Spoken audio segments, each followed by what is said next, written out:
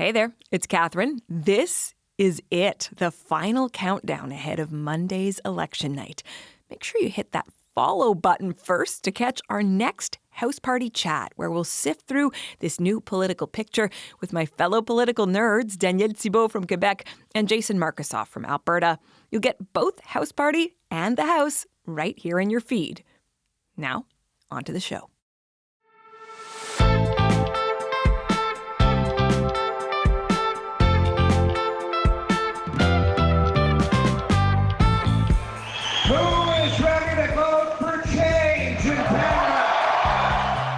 That Ottawa works best when one party doesn't have all the power. Ottawa works best when you send strong New Democrats. I'm asking for your vote so I can help protect the values we share, so I can stand up to Donald Trump.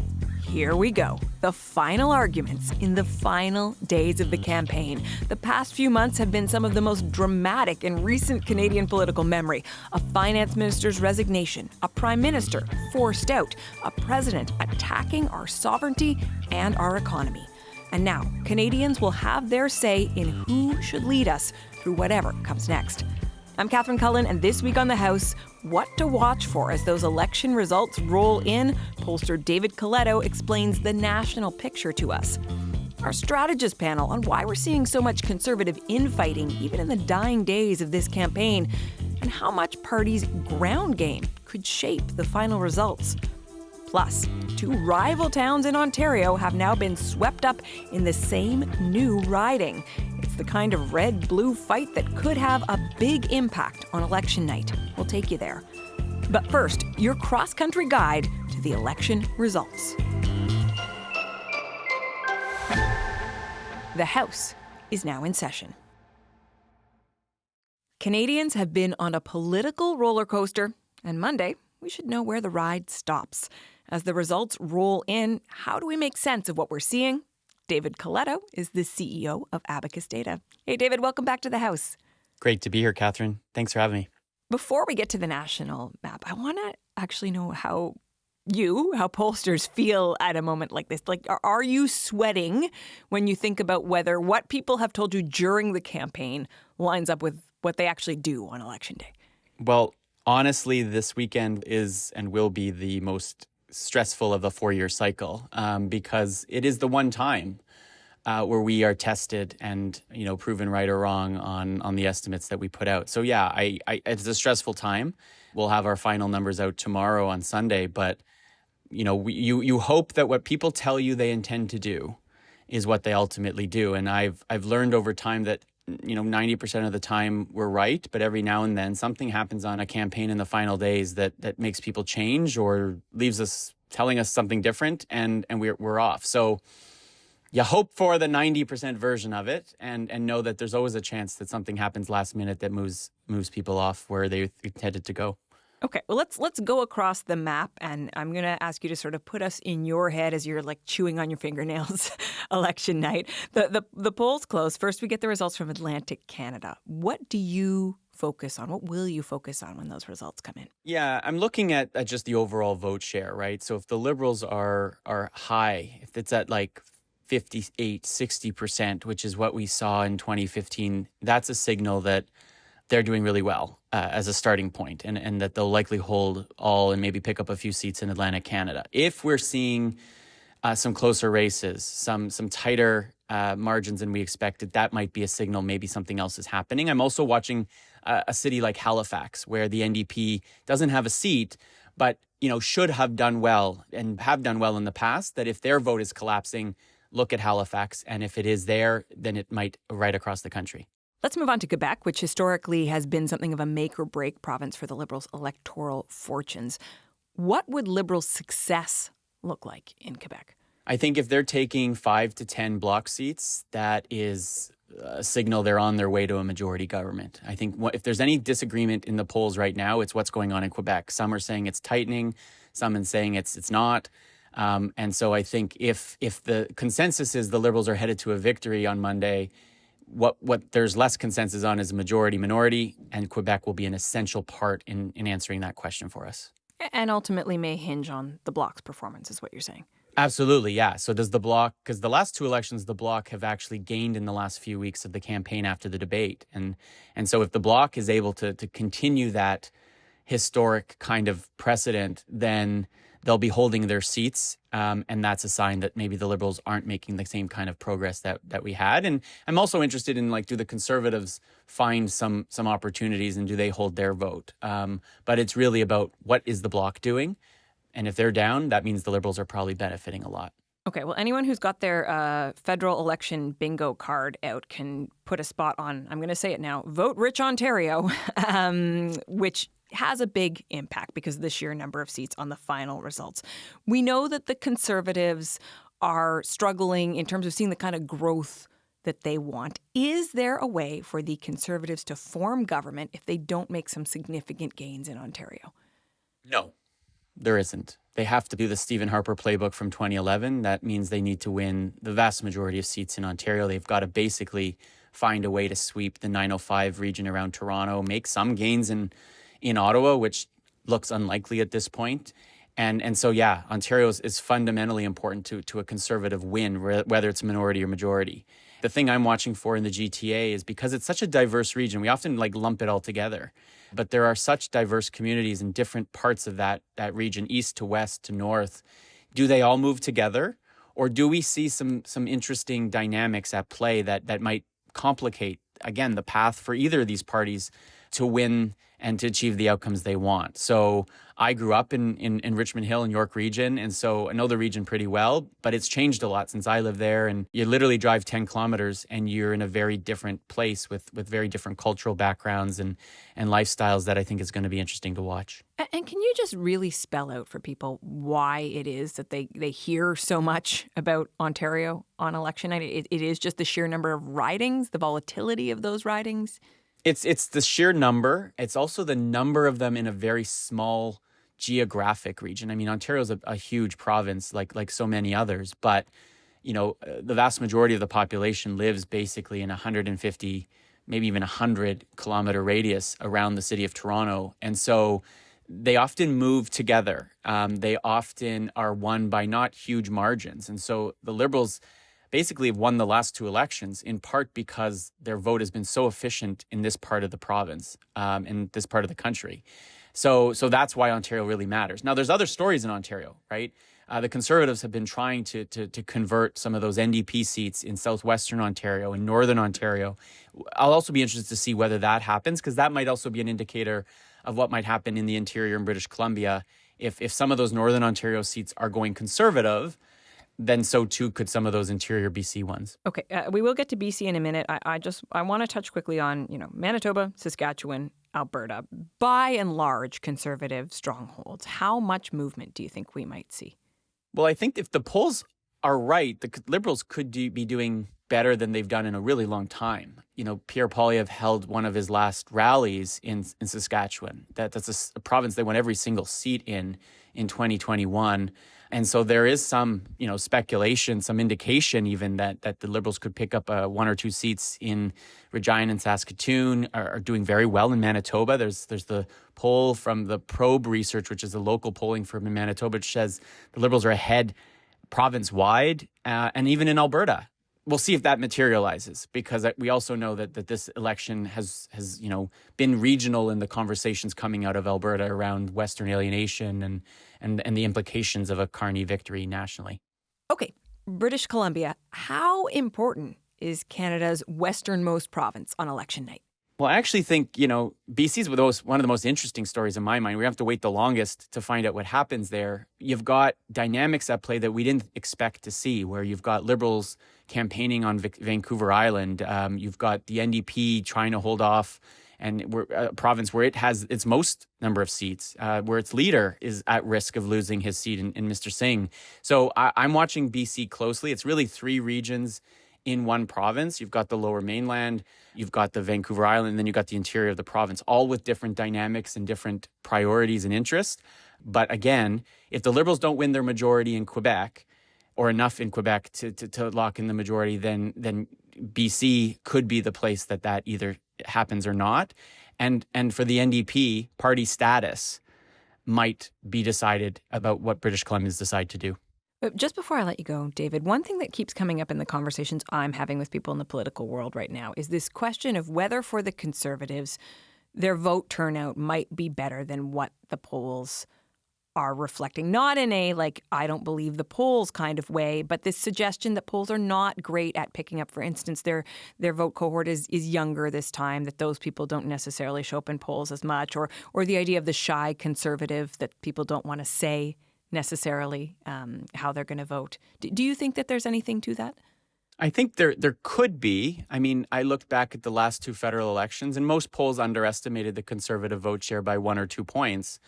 But then in 2015, we underestimated the Liberal vote share by about 1 or 2 points. And so it depends, right? Every election is different. And I think those dynamics you raised about youth voter turnout, about are there any folks who just don't want to admit they're going to vote Conservative, I think those are all variables, ones we as pollsters can't easily control for. But I do know this. I mean, if the Conservatives are going to win government, they are going to have to get substantially more votes likely than the Liberals. And so even if you have a polling miss, as we call it, that we underestimate, say, the Conservatives by a few points, that may not be enough, right? That may not be enough for them to actually win out the election. So it could be closer in the vote, but the Liberals could still win. So, you know, I think the polls have a great track record in Canada. We haven't had a federal polling miss, at least since I've been doing this for almost 20 years. And so I believe the polls, and most of the pollsters now agree on what we're seeing, which is a tight national race, but still a Liberal advantage when you look at those regional dynamics. Well, David Coletto, good luck with what may be a nervous next few days for you. Thank you for taking the time to do this. Thanks, Catherine. Take care. David Coletto is the CEO of Abacus Data. Throughout this campaign, CBC reporters have been traveling with the party leaders. We've asked them to send me postcards about their travels, starting this week with Karina Roman.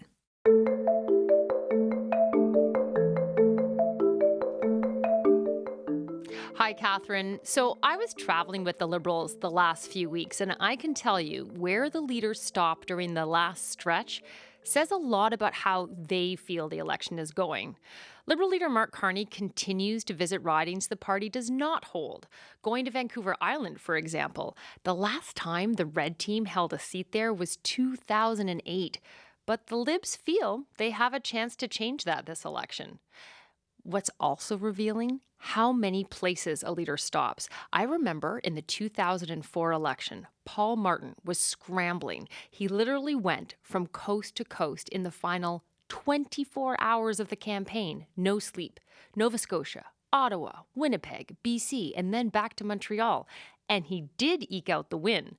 But this week, while there's no doubt Carney has picked up the pace, it doesn't look frenetic.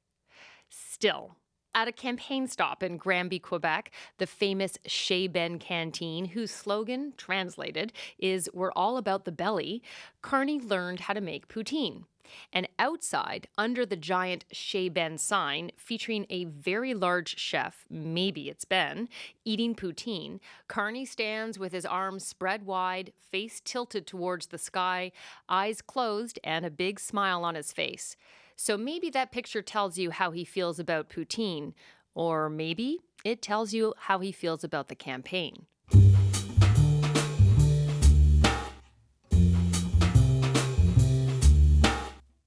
Hey Catherine, it's Kate McKenna covering the Conservative campaign, and it has been all out this week. Pierre Poilievre traveled from BC to Halifax to BC again.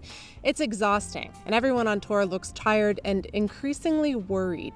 To be blunt, they're not sure if they're going to win.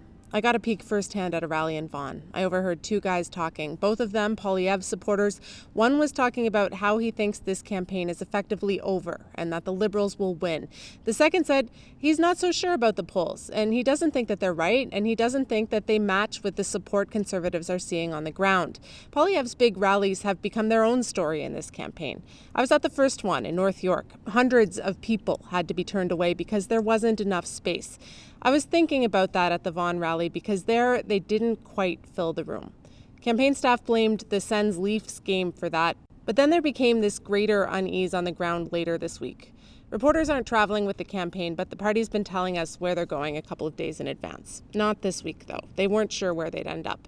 One staffer told me earlier in the week that they were deciding based on internal polling, going places where they needed to shore up support. In the end, they did stops in Saskatoon, Calgary, and Quebec City. These are places where they already have seats they're hoping to keep. It doesn't really give the impression that this campaign has a ton of momentum going into the final days.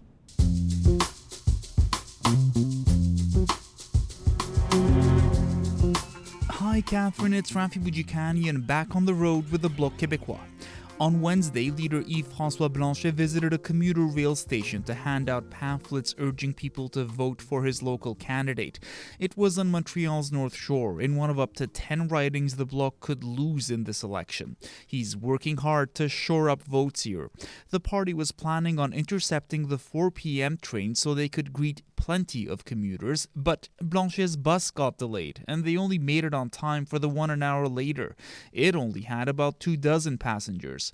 Blanchet saw me there working on my TV story on the side by the tracks, and he joked, saying he could have given me pamphlets to hand out, even quipping I have a tête de bloquiste, the face of a Bloc partisan. I just said ha loudly and sarcastically. I've covered the Bloc for years, and Blanchet knows that as a neutral journalist I have often been one of the thorns in his side. It made some of his actual partisans smile, and others cringe. There were still many pamphlets in his hands and those of his volunteers. You could say in politics, timing is everything, just like in comedy.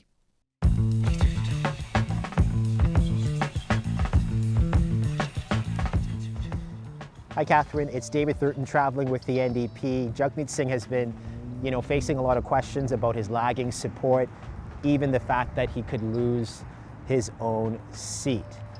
But when the unexpected happens on the campaign trail, Singh, I have to say, doesn't miss a beat. On Wednesday, a cyclist blew through his campaign event in Edmonton, ringing their bike bell in that passive-aggressive way that many of us know all too well. The cyclist didn't stop or slow down, Catherine, just kept on going. Maybe the NDP leader and his team were asking for it because they held a media availability close to a busy bike lane and walking path. Anyways, Singh used the moment to great political effect. He paused for a second, chuckled, and then invoked a boxing metaphor, something he's come to rely on during his campaign. He told reporters he heard the bell on the bike, but not the bell on the boxing ring. Now, maybe you're like me and you're boxing illiterate, so I had to check the reference. The bell in boxing signifies the start and end of a round. In other words, Singh was saying that the election is not over, even though a knockout could be coming. It turns out campaigns are about rolling with the punches, whether they're from reporters or high-speed cyclists.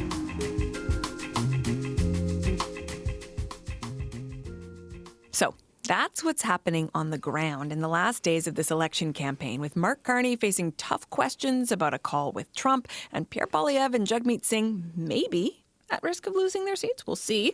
What's going on at the campaign headquarters? Here to pull back the curtain is our strategist panel. Marcy Sirks, former senior advisor to Justin Trudeau, now chief strategy officer at Compass Rose. Kate Harrison is a conservative strategist and vice chair at Summa Strategies. And George Soule is the former director of communications for the NDP. He's also been helping out the party this campaign.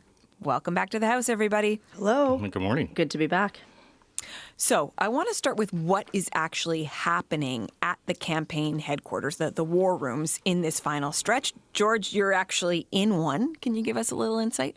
Well, yeah, it's sort of the opposite to what's happening on the ground. So while the ground gets really exciting and busy and volunteers are pouring into the office and people are trying to pull the vote, in the war room, people are actually leaving to help out and knock on doors and pull the vote themselves. And so it gets quieter and quieter, and all of our jobs become a little bit less important. At some point, we're trying to either, put bananas in the tailpipes of our opponents or... figuratively, I hope. Gonna say. We'll trot them up and, I'm not going to tell any tales out of school. But the catering gets smaller and it gets a little more lonely in the office. Kate, beyond lonely, do the butterflies kick up at this point? What happens? I think you're running on adrenaline for pretty much the full duration of the campaign. And, there's always a bit of anxiety and hopefulness and whatnot heading into the home stretch, as it were. George is quite right. Everything gets pretty empty in the war room. This is also the week, Catherine, where people make final adjustments to their target seats. They see where the polling trends are, and they're sending their best and brightest campaign staff to the places that may need a little more TLC. Marcy?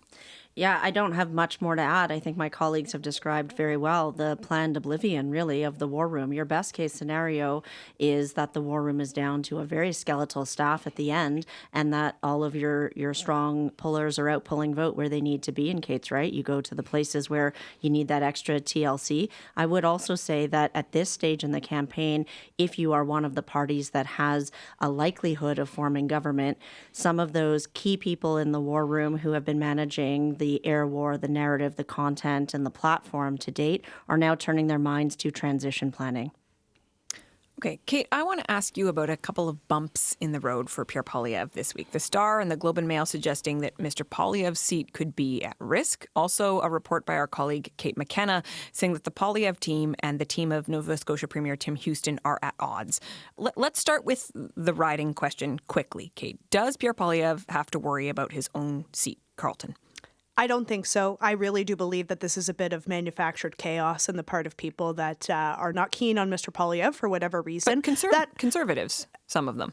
Some of them. I do think that riding is changing. You are getting more and more civil servants from downtown moving out to Manotick and parts of the riding. Redistribution, I would say, hasn't necessarily helped that riding in the Conservatives' favor.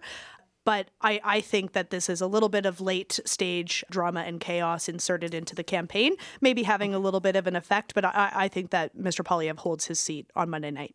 More broadly, though, I mean, as we said, there were Conservatives perhaps involved in that drama. There seem to be some knives out for Mr. Poilievre as well. Nova Scotia's Tim Houston putting out this flashy, funny video that's all about him. It has people wondering, is he already eyeing a leadership run? And I just wonder more broadly, what does it tell you that there's so much fighting within Conservative circles before the results are even in? Yeah, I think whenever this is said and done, there probably needs to be a healthy look at the relationship of the movement between parties, between people that are committed supporters, because speaking as a Conservative, there has been far too much dirty laundry and internal politics playing out in front of the nation to see for my liking, and I suspect that of many others. I think ultimately the impact on votes is going to be pretty small. I don't think that people are thinking about those internal dynamics when they go to cast their own ballot. But there is a broader question here, from my perspective, on the unity of the movement and making sure that our friends list is longer than our enemies list.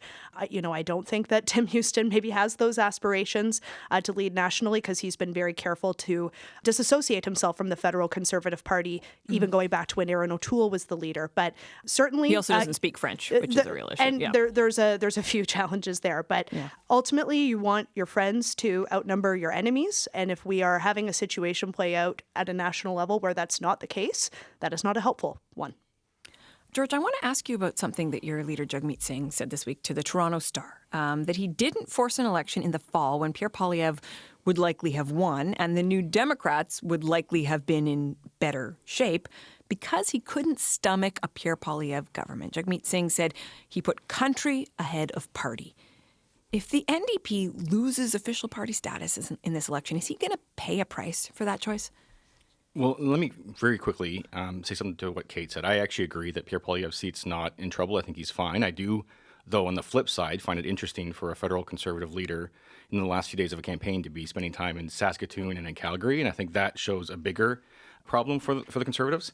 But back to the question you actually asked me, which is, what he was saying is true, and it's beyond just the Pierre Poilievre government, although, to be sure, there'd be lots of concerns about the cuts that would come with that. It was also, if you think back, neither dental care nor the pharmacare, even introductory program, were actually implemented yet. So had we gone to an election in the fall, it would have been very easy for a Conservative government, or for a Liberal government for that matter, to just cut it. And now we're in a situation where people actually have those benefits. And so we've heard both Mr. Carney and Mr. Poilievre say that they wouldn't take it away from people who have it. So that was an important thing for Jagmeet. And yes, I do believe he might pay a bit of a price for this. But I was just saying to someone else that going back to 2019 when I was working for Mr. Singh, he said in a press conference then when we were talking about trying to get pharmacare that if it meant that he would lose his leadership, but the country got pharmacare, then that's a deal he was willing to make. And that's not a really strategic thing to say, but it is genuinely who Jagmeet Singh is. He's driven by wanting to help people. And so that is really what happened in the fall. And I think he's ready to stand up and face whatever the results are for that. Okay, Marcy, you've seen some pretty messy internal battles over the years. How bad does it get when a party looks like it's going to lose or has lost? It looks like what it looked like in December when the Minister of Finance and Deputy Prime Minister quit on the same day that she was to present the fall economic statement. I mean, it doesn't get much uglier than that. So I am always of the view, if you are a partisan in politics, that you do have to be very careful, glass houses and stones and all the rest of it. I watch not with glee in any way what I see unfolding in the other parties. It actually does not benefit our democracy to have this sort of infighting in any of the major parties, particularly those that have the opportunity to form government. We need all of our parties to be strong and challenging each other on questions of leadership and on issues. So I just consider this all to be a distraction. Am I thrilled that my party right now looks unified? Absolutely, because I believe that the leader is ready to go and govern, and he needs a refreshed mandate and ideally some new ministers to join the ministry and bring some fresh blood and ideas forward. That is in the best interests of the country. So I'm happy that we're not fighting, obviously, but I think in politics we all know that these types of dynamics are cyclical. They come, they go, and you have to be prepared to try to rally around a new leader as best as possible. I don't want you to think you're totally off the hook with a relatively soft question, because I do want to ask you about one thing, Marcy, that happened with Mark Carney this week, although a bit of a different nature. He ran into some trouble with comments he made about Donald Trump. He had previously said in his phone call with Trump that Trump had respected Canada's sovereignty during the call. Now it seems like Trump did make some sort of 51st state remark. How do you explain a mistake and what some people I think would even say is a misrepresentation like that? That's going to be he said.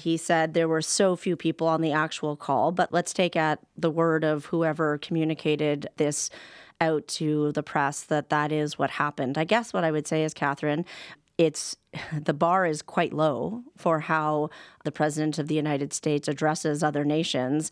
It could very well be in the context of the conversation that he both used that sort of rhetoric, antagonistic rhetoric, and then concurrently or subsequently also spoke more positively about how a new economic deal was in the offering and that he would wait to see the results of the election. I mean, all of those things could be true. Like I said, I wasn't on the call, neither were you, so it's hard to know without an exact word-for-word readout how that was addressed. I think it's a challenge that Mr. Carney will need to smooth out over the coming days, particularly as the president has reinserted himself into this conversation. So the questions will keep coming. So, I'm not saying this was necessarily a good look for the prime minister. I don't think the prime minister misrepresented necessarily either. Can I just jump in on there really quickly? I do think that people hear Trump, 51st state, and they become concerned again. So the timing of this intervention, put aside Mark Carney's representation or perhaps mischaracterization of what was shared in that meeting, I think for voters that are concerned about this, they hear that again and their anxiety ticks up a little bit. But I will just say, the challenge is not this one communication. I think it is a pattern of Mark Carney not being totally forthcoming or transparent about his use of tax havens while in private business, potential conflicts of interest, and getting very chippy when pressed on these details. So to me, it's not just this one interaction. It's a pattern of not disclosing everything that he may need to disclose for Canadians to be satisfied in the responses. George, a quick comment from you. Yeah, and just that one of the things that gets missed in this story, because it happened a long time ago, but especially in the context of a campaign, but on March 28th, multiple times in both French and English, Mr. Carney was asked specifically, did he call us the 51st state? And I'm not going to say that Mark Carney said no. He didn't outright lie, but by omission, you can tell every time he was asked that, he intentionally dodged the question and didn't answer. So I think that, again, underscores that Like, why wouldn't you just be honest about that? Why wasn't he forthcoming about that question? So I think that's an issue that is kind of outstanding still. But for the Liberal campaign right now, it's not the end of the world to have this re-enter Completely. as the topic on the final weekend. So Quite helpful, I would say. yeah. Okay, well, as you say, it is the final weekend, and so I want to talk about something that most voters probably don't think a lot about, which is ground game, GOTV, get out the vote. How much does being organized, having the volunteers, having a good system in place actually impact what happens on Monday night? George, I'm going to start with you because I think this could be pretty critical for the NDP this time out. It is really the whole ball game for us. Well, when folks have been knocking on your doors all campaign, and hopefully beforehand, when they talk to you and ask you how you're feeling about issues, that's to figure out whether or not they're going to support your party. And if they are, then what we do is we get out there and say, hey, you said you're going to support us. Please make sure you get out and vote today. And for a lot of people, they have a plan. They're going to vote exactly at the time they said they're going to, right after work or whatever. But some people do genuinely forget, and people have busy lives. So we take every volunteer we can find and make sure we do everything we can, whether that is babysit children, drive folks around, mow lawns. I've heard all kinds of stories. Do you really babysit children, really? I myself have done it. I mean, there's even there was one of my favorite stories. It was about 7:45 in 2008 in Sudbury, and I knocked on a door, and the woman came to the door and she said, "You've been here 5 times. We've all voted." I said, "No, there's 3 voters in your house." She said, "Yeah, we all went." And I said, "Well, is Matthew here?" And she said, "Yeah, but he voted after school." I said, "Well, ma'am, I don't mean to argue, but he didn't." And then I heard him yell. I heard her yell, and as I walked down the street, the car pulled out, and they went. And the next time I went and checked and voted. And to be clear to folks, we don't know how you voted, but Elections Canada does tell the parties who has voted through a number system. And if you don't vote, George is going to tell your mom and dad on you. I'm definitely going to tell your mom and dad on you. My God. Yeah. But only if you're voting Democrat. If you're not, feel free to take the day off. Kate, GOTV, how big a deal is it? I think we're all going to say it's essential and it's critical, et cetera. But what I will offer is that I think it is changing, and it is changing when we consider younger demographics, like reaching people, particularly in apartment buildings and condos that don't have landlines. It's becoming harder. And so I would say that there's a huge digital component to GOTV that has grown in recent years and I expect will continue to grow.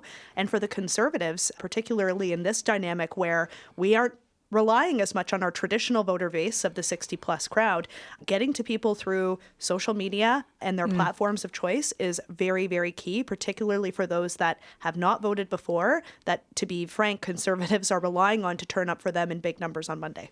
Quick thought from you, Marcy?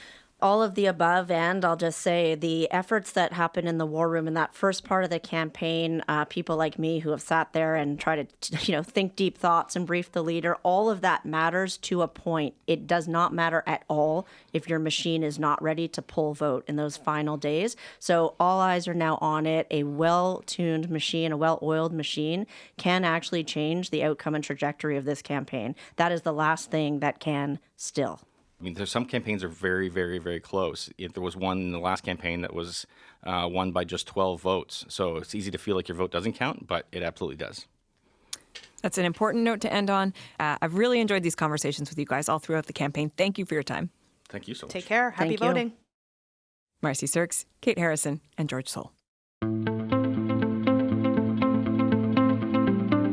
Lots more coming up on the House podcast, including, have you ever thought about running for political office? Well, there's a class for that. I want the students to have a sense of the kinds of decisions that politicians and representatives have to make. More coming up in about 10 minutes. I'm Catherine Cullen. You're listening to The House, making politics make sense. Make sure to give us a follow so you never miss an episode, and tell us what you think of the show. You can email us at thehouse@cbc.ca. I would have voted for him over Trudeau 100%. I thought he was a better candidate. But when you all of a sudden bring in one of the world's most renowned economists that's done what he's done, and for you to say he's not qualified or he's just like Justin, come on. Well, the way I kind of think of this is like a sports team, and we've had 10 years of the same team. So I'm not interested in just getting rid of the captain of the team. Like, I don't trust the whole team, so. Well, the game is on, and soon we're going to know the final score. As you just heard, voters in one Ontario riding are weighing the choice between the red team and the blue team before Monday night's results. All this campaign, we've been taking you to this election's most interesting ridings to watch. This week, we're in the GTA, the Greater Toronto Area, specifically in a new riding west of Toronto. It's called Milton East, Halton Hills South.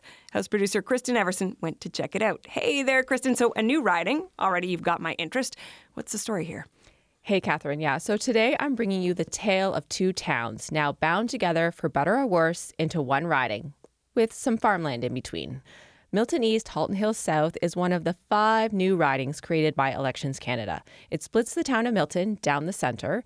Milton has gone back and forth in the past. Conservative Lisa Raitt held the riding in 2015. Liberal Adam Van Couverdon won it in 2019 and 2021. He's running on the west side this time.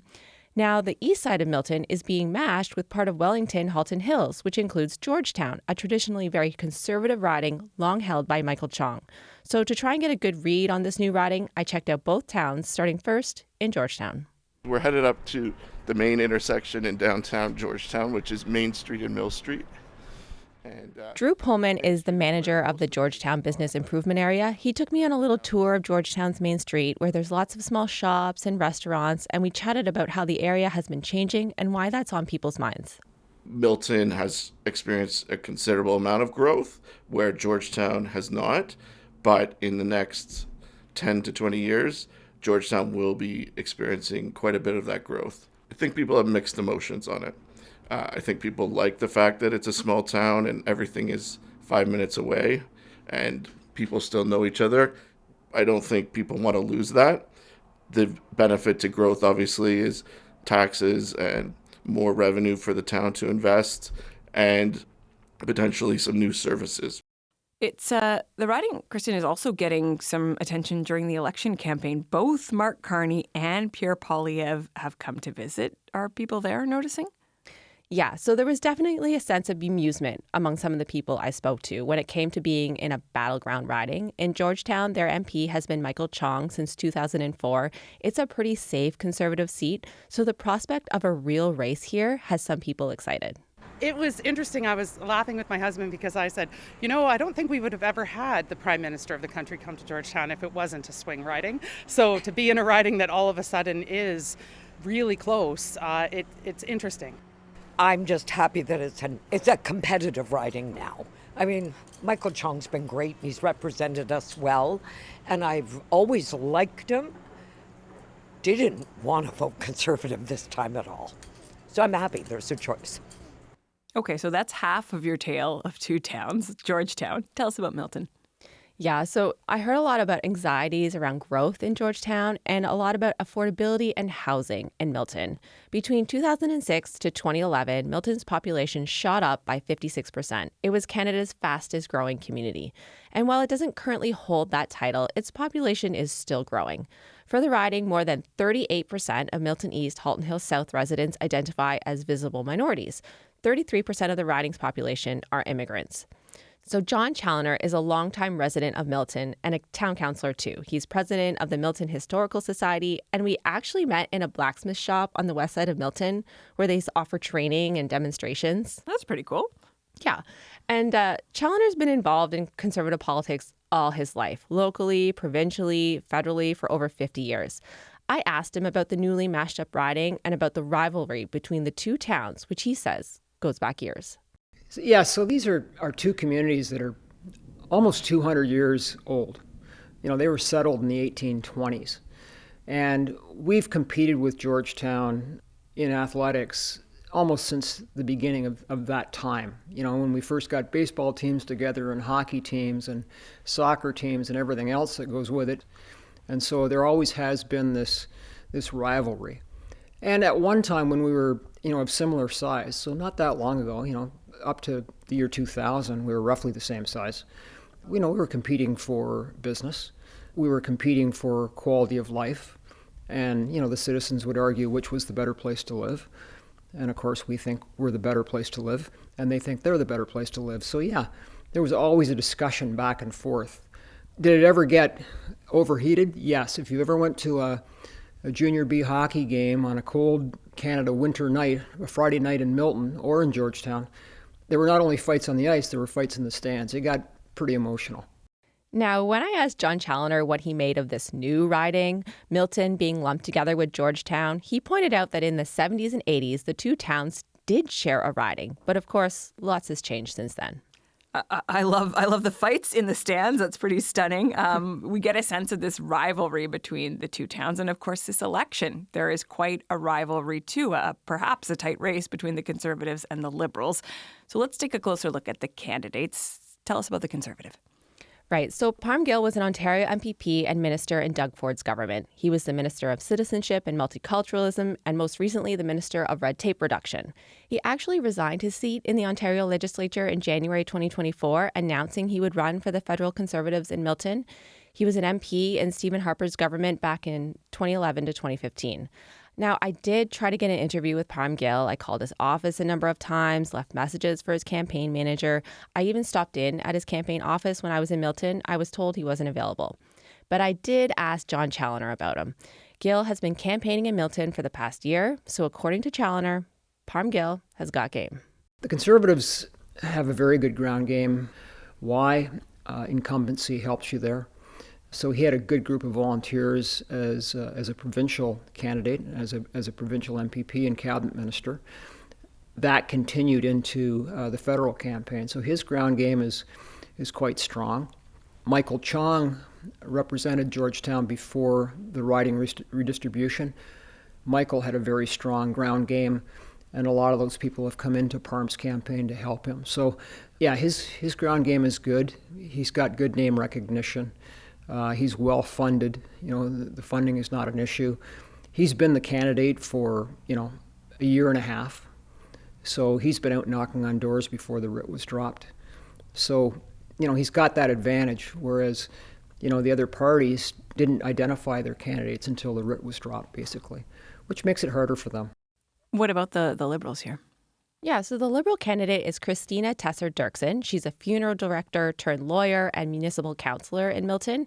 She's got 4 grown-up kids and has lived in Milton all her life. But she will tell you she has ties to Georgetown too. I went door knocking with her this week in Milton, where she was literally running from door to door at some points with one of her volunteers scouting out houses in the lead. He's like a coach. Run, run, run. It keeps me motivated. Tesser-Dirksen ran in the riding of Milton for the provincial Liberals in February, the election where Premier Doug Ford won a third majority government. She lost to the Progressive Conservatives then, so I asked her what the vibe was like this time round. Quite different, actually. Yeah, first of all, the weather's way better. Yeah, what an awful time to be campaigning in the middle of February. But yeah, no, the vibe's very different. We're meeting a lot of people at the door. I would say at least on a daily basis who are telling us they're voting Liberal for the first time in their lives. And that's very interesting. And the age range is interesting too. We were in Georgetown last week at an apartment building that was mostly retirees, and they just love Mark Carney. People who traditionally would be probably more right of center, who are really impressed with the leadership of the Liberal Party right now. So impressed with Mark Carney. One of the other things Tesser-Dirksen told me, which I thought sort of played into this tale of two towns theme, is how some people in Georgetown might be a little bit shy to show their political leanings. We were in a neighborhood in Georgetown last week, for example, and we were knocking on doors. It was during the snowstorm. And we would meet people at the door who say, oh yeah, I'm Liberal, I'm voting for you, absolutely. And I would say, would you like a lawn sign? Oh, no, our neighbors are Conservative. It's probably better we don't have a sign. Go to the next house. Oh, yes, we're Liberal. Yeah, we're so happy you're running. We're voting for you. Would you like a sign? Oh, not in this neighborhood. No, everybody here's Conservative. And so we ended up finding a whole bunch of Liberals on the street that didn't know they lived among other Liberals. So this is kind of a phenomenon that we found, particularly in Georgetown. And so when you go up there and people are like, oh, we don't see your signs. And it doesn't bother me because I know how people are voting and they just don't wear their politics on their sleeves the way people of other parties might, right? So the Liberals are optimistic, but I'll just note that when you take the results from the last election and apply them to the new boundaries, the Liberals only won this seat by 239 votes. This is definitely going to be a riding to watch on election night. Thank you so much for telling us this story, Kristen. You're welcome. That's House producer Kristen Everson. Okay, so here's what we'll do right now.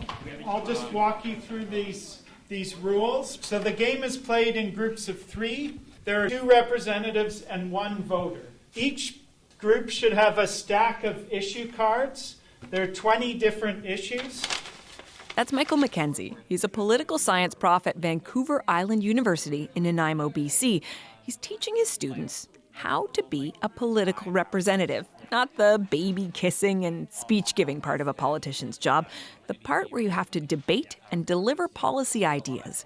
So he's come up with a game with very current examples to show how hard that really is. So Lewis will be the voter this round. The voter selects an issue card. Then you read the issue card. A new policy would increase the capital gains tax in Canada. This means individuals and corporations would pay more tax when they profit from selling assets like stocks, real estate, or businesses. Supporters argue that this would make the tax system more fair. Opponents argue that it could discourage investment, hurt entrepreneurs and retirees, and slow I developed the game because I want the students to have a sense of the kinds of decisions that politicians and representatives have to make. There are always conflicts that you have to navigate when you're trying to represent a political constituency. Political constituencies are groups of people who disagree with each other. That's what makes issues political. And so a political representative has a really difficult job.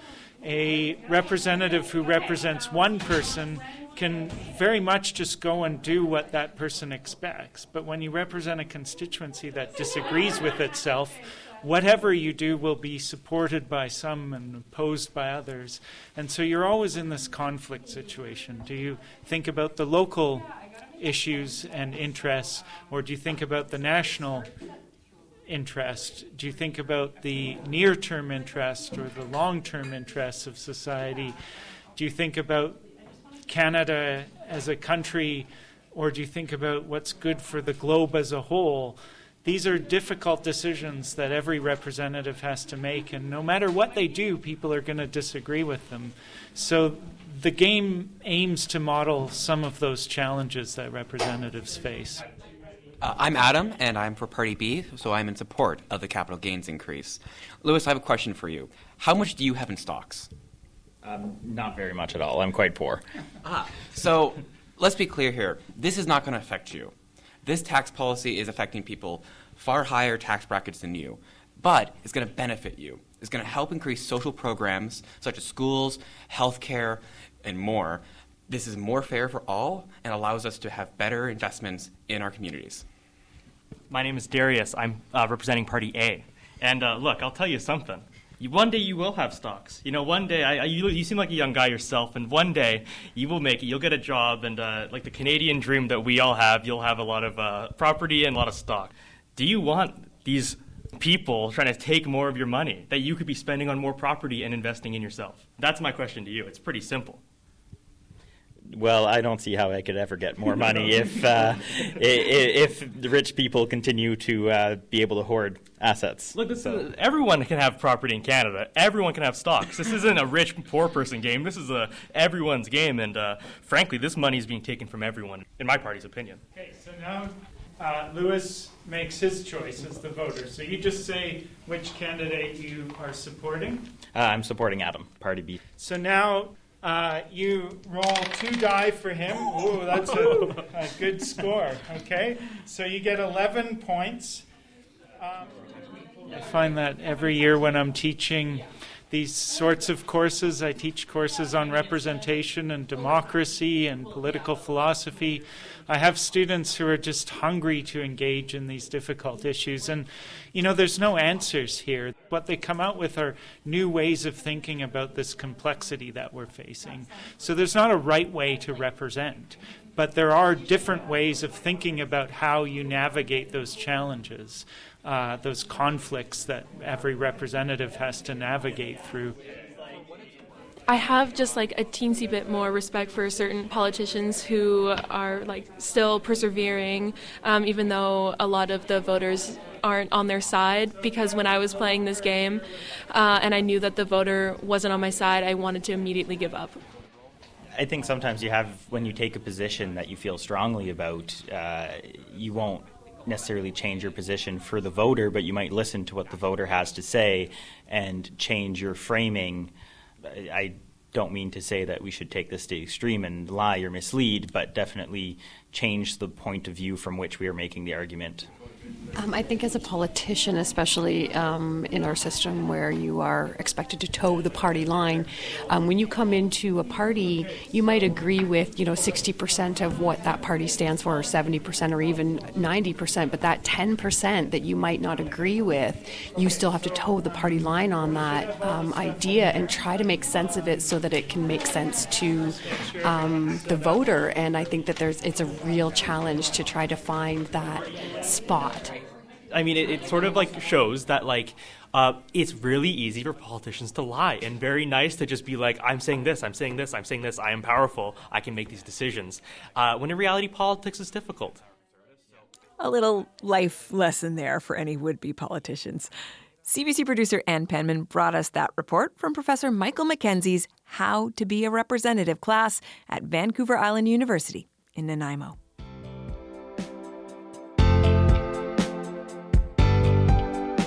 Okay, that is it for us this week. Our crew on the House is Kristen Everson, Emma Godmere, Benjamin Lopez-Stephen, and our senior producer is Jennifer Chevalier. Thanks also this week to Ann Penman, Gabby Hagorilis, and Caitlin Crocker. I'm Catherine Cullen. On election night, you can find me on CBC TV's coverage, also available on cbcnews.ca and YouTube. And of course, CBC Radio has got you covered too. You can also follow along on the CBC Listen app. But for today, thank you so much for listening.